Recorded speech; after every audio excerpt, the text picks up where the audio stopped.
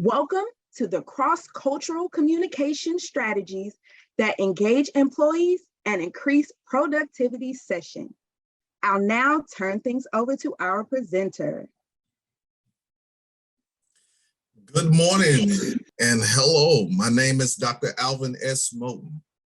I am very happy to be here with you all today at this virtual Symposium 2022, and I look forward to speaking with you in a few minutes about my research study and topic.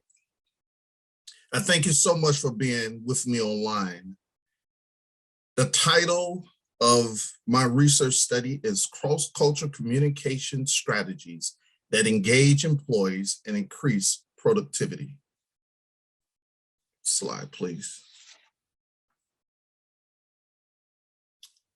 This slide consists of the problem statement, the purpose, significance, and a conceptual framework.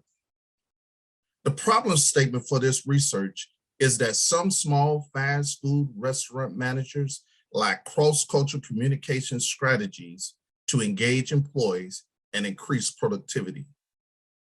The purpose of this qualitative multiple case study was to explore cross-cultural communication strategies that some fast food restaurant managers use to improve employee engagement and increase productivity.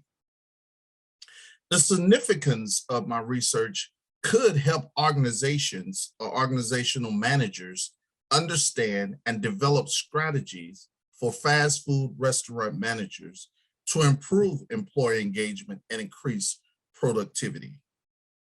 The theory framed my research study was Hofstede's cultural dimension theory. Slide, please.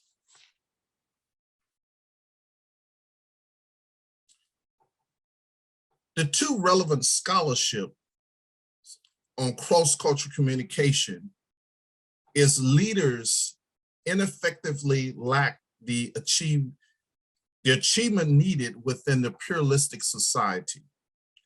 The need for cross-cultural communication within this pluralistic society is vital to promoting social harmony and tolerance that could help create mutual understanding with individuals with different cultural backgrounds. Based on those scholars, the phenomenon or topic, which is cross-cultural communication, it continues to be relevant to the business world. Slide, please.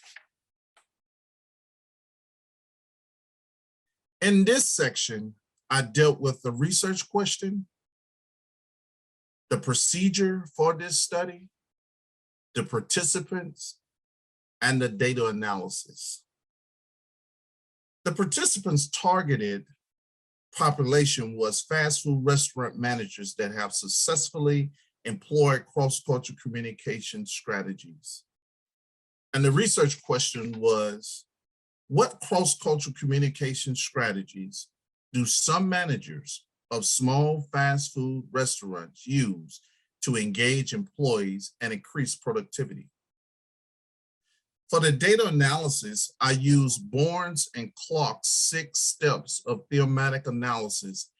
And those steps were familiarizing yourself with the data, generating initial codes, searching for themes, reviewing themes, defining and naming themes, and finally, producing the report, the exciting part, yes.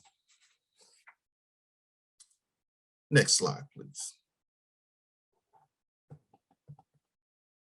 This study could provide small, fast food restaurant managers with strategies to increase employee engagement using effective cross-cultural communication strategies, which can affect economic growth, such as having higher paying jobs in the restaurants communities, like providing a positive impact on the organization's overall understanding of the successful strategies that improve employee engagement to increase productivity. The overreaching question was, again, what cross-cultural communication strategies do some managers of small fast food restaurants use to engage employees and increase productivity? I use a semi-structured interviews and member check-in to answer this question and understand small fast food restaurants' cross-cultural communication strategies to engage employees and increase productivity. I used company documents and the interview result to conduct methodological triangulation. I maintained a confidentiality of the participants by labeling and progressively numbering each participant.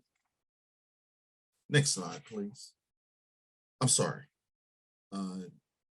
One slide back, I do apologize. Continue to that slide here, the proponent themes and sub-theme that resulted from the 4 participants' responses were, and these particular themes were the actual themes found from the research.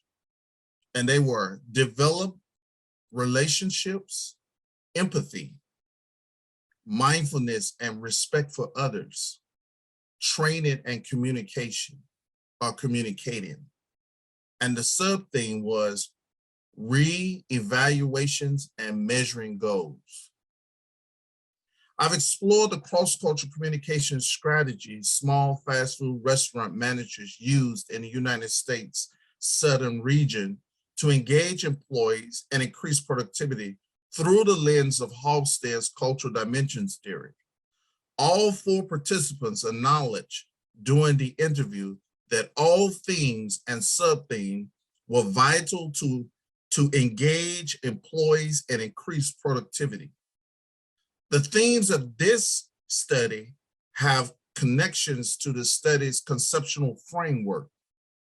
The interview participants provided detailed information about small fast food restaurants' cross-cultural communication strategies that engage employees and increase productivity. For example, one of the things generated was empathy. This finding suggested that managers practice empathy to engage employees and increase productivity for a small fast food restaurant because managers believe understanding what other people think and how they feel in given situations enhances cross-cultural communication. Hofstede and other researchers discovered that managers' empathy and femininity shared the same mindset for caring and placing others as caring human beings and the organizational long-term well-being. Managers empowered to maintain consciousness, to identify the needs and challenges within an organization to change outcomes. The demanding expectation placed on managers is maintaining a learning mindset that provides the foundation of organizational culture. Next slide, please. I shared on this slide the interpretation, limitations, recommendations, and the social change implications. For example, the social change implication for my study is that this study should enhance economic growth and enhance the cross-cultural relationships between the company, the community resides regarding to the restaurants managers, and efforts to improve cross-cultural communication strategies. Next slide, please.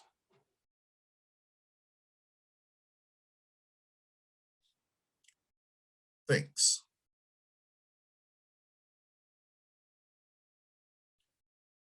This concludes my presentation on my research study, and I look forward to any questions explanation, or explanations, or comments. Thank you. Thank you for sharing your presentation with us. We have time for a few questions. Feel free to post your questions and comments for our speaker in the chat. So our first question that we have here is, tell us about something you learned throughout this process that surprised you. Well, I think the surprise took place in the beginning of the process, or the processes. I had did a dual 2 MBAs at another university, and I was really, my GPA was at a high GPA, and I didn't feel like that my writing was needing any type of assistance, or maybe just a small amount of assistance. But then as soon as I got into this program and started my process, and I realized that what was coming back from the professors, and this was in the actual classwork, and they were sending back things that like anthropomorphistic sentence, and I was like, what? So I think the most part of it is that the details of this here for me, I didn't realize the amount of detailing, the scholarly mind. It's not just scholarship in your thinking, it's scholarship in your writing, it's scholarship in the way you approach things. It changes, and it changes, evolves you into a scholar, a practitioner as well. For me, I absolutely believe that that metamorphosis that took place was probably the most the thing that alarmed me, but I got over it. Awesome. Our next question is, if you had to do it all over again, what would you do differently next time? I don't think that I would do anything so much more differently. I think what I did in terms of this process, the thing that I did was I explored beyond, and I said this in my last residency in Dallas, Texas, that I made when I spoke in front of all of my peers and colleagues there. I told them that when you actually doing this, don't limit yourself to just the boundaries of Walden University in terms of understanding your research and how it's going to work in method, going through the methodology and discovering your method and discovering your topic and things like that. Explore. And so I don't think that part I would do over again, but I will say that the one thing that I would suggest when doing this is build a support group. I'm talking about a real support group, someone there, because you'll need consultations at some time. I mean, that's many times I wanted to quit, but I was too far in it. That many times I cried on my job, crying, tears flowing down my eyes because I needed to get something done, and I had challenges, but I still conquered it. So, you know, those are some of the things there. But well, you've moved into our next question, and that was, well, you already gave us a tidbit of advice, but do you have any additional advice you would give somebody approaching this stage in their program? Yes. One of the key things I would say is that when you matriculate into a doc program, it's no longer a master's program anymore. And I think that what I actually help other students become doctors. And one of the things that I see that you have to make sure that you really want to be a scholar practitioner. And even if you're not at if you're not at that point where you feel like you should be, whether in your writing, your conversation, or whatever, or your oral, or whatever it may be, I always suggest that you find something or find someone online in your actual YouTube, and and learn from them their oral, and learn how to speak the language, and learn how to think the analytical thoughts that's necessary and the APA that's necessary. Because I feel like doc students today are treated it like a MBA or a master's program, but you're becoming a scholar practitioner. You're evolving as a scholar practitioner. You're there when they're not there. You're speaking when they're not speaking. You're being analytical. You're listening to your chair, listening to your professors, helping to develop you in that stage. So that's kind of a long way of saying it. Awesome. Great advice. Now, do we have any additional questions? I believe we answered all of them, but I just want to double check to make sure there aren't any additional ones. I think we're all set. Once again, we appreciate you sharing your experiences with us today. Do you have any additional final remarks for everyone? I just want to say thanks to all of you who got up this morning on this AM side to listen to just a bit of what I did in terms of my research and topic. And I appreciate every last one of you. And please go out and share it and let folks know, because we're really trying to help society in becoming greater than what we already are. We are great. You know that.